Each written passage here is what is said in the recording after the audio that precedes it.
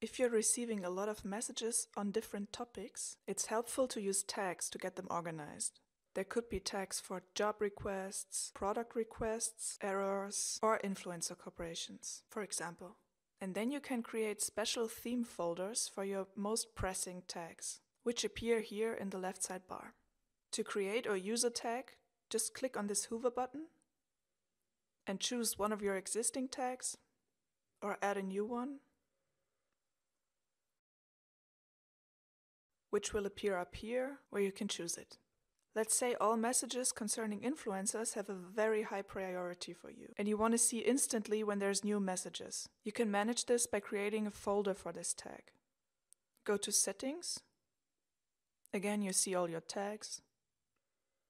You can hover over a tag and activate this little folder. Go back to your inbox, and you'll find the influencer folder in the left sidebar.